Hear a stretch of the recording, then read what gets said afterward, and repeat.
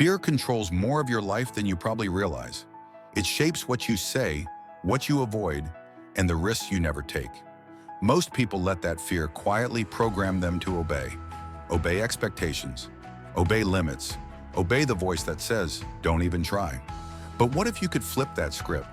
What if the same dark psychological forces that usually keep you stuck could be used to push you forward? In this video, you're going to learn how the psychology of fear secretly controls you and how to use it as raw fuel for ambition, confidence, and action. Fear, the hidden programmer in your mind. From the time you were a kid, your brain was wired to keep you safe, not happy. Your mind learned one big rule: avoid pain at all costs. Embarrassment, rejection, failure. Your brain treats all of these like danger. So when you want to speak up, apply for something big, start a business, or set a boundary, that old wiring wakes up. It whispers, what if you fail? What will people think? Oh, better stay quiet, better stay small. This is how fear turns into obedience. You obey your anxiety, you obey your self-doubt, you obey other people's opinions before you even hear your own. Most of this happens automatically without you noticing. That's dark psychology at work, hidden emotional triggers pulling your strings from the shadows. The power of social fear. One of the strongest kinds of fear is social fear. Humans are wired to need a group. Long ago, being rejected by the tribe could mean you didn't survive. Your brain still acts like that's true today. That's why criticism hurts so much. That's why you replay awkward moments at 2 a.m. That's why you sometimes stay quiet even when you know you're right. You're not weak, you're human. Your brain thinks, if they don't like me, I'm not safe. Leaders and marketers understand this. They use status, belonging, and approval to guide your choices. Wear this, buy that, act this way. Without even realizing it, you slowly obey. Now here's the twist. Instead of letting social fear control you, you can use it as motivation. Ask yourself right now, are you more afraid of people judging you or of staying exactly where you are a year from now? Flipping fear into motivation. Here's the truth. Fear doesn't always mean stop. Sometimes it means you're on the edge of growth. Think about moments in your life when you were scared but took action anyway. Maybe a hard conversation, a test, a new start. The fear didn't disappear, you walked with it. So instead of asking, how do I get rid of fear? Ask, how do I make fear work for me? Start by changing the meaning of fear. When your heart races before you speak, don't read it as danger. Read it as energy. Your body is giving you extra fuel. Next time you feel afraid to start something, tell yourself, this feeling means I'm doing something that matters to my future. Self.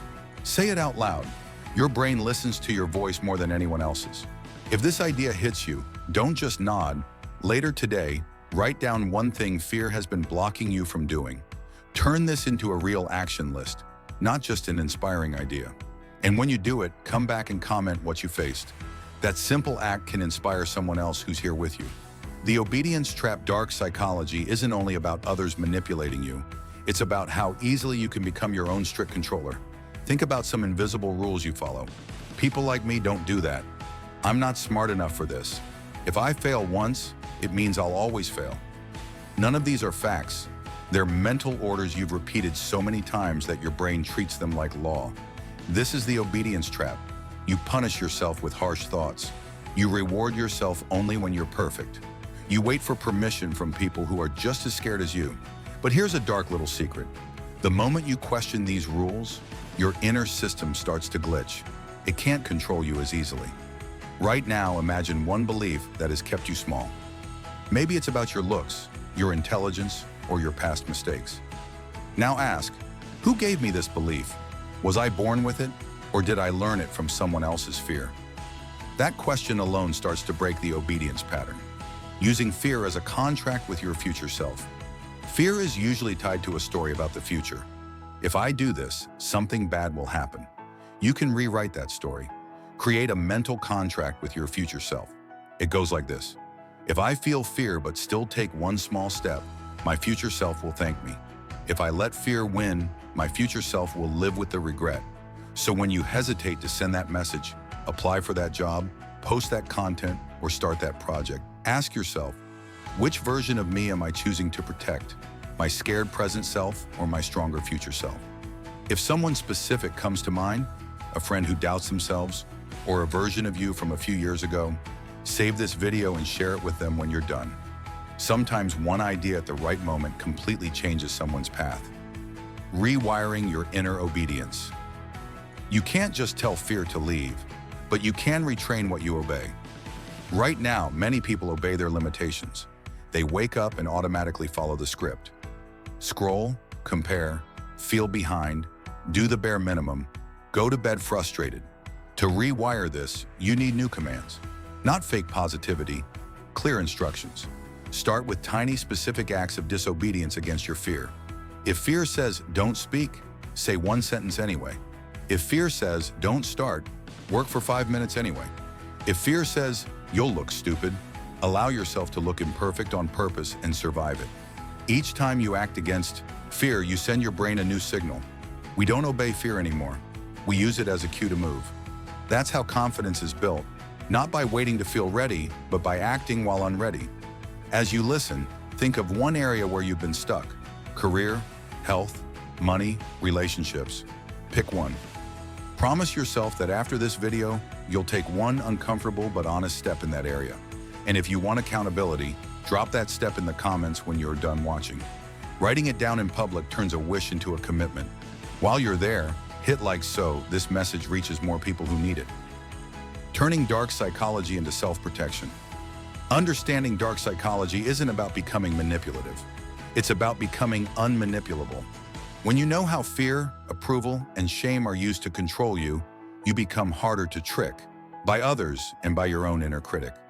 You'll start to notice when someone tries to scare you into a decision, when you're buying something just to feel enough, and when you're shrinking your dreams because someone else is uncomfortable with your growth. Every time you catch one of these patterns, give yourself credit. That's mental strength. That's you taking your power back.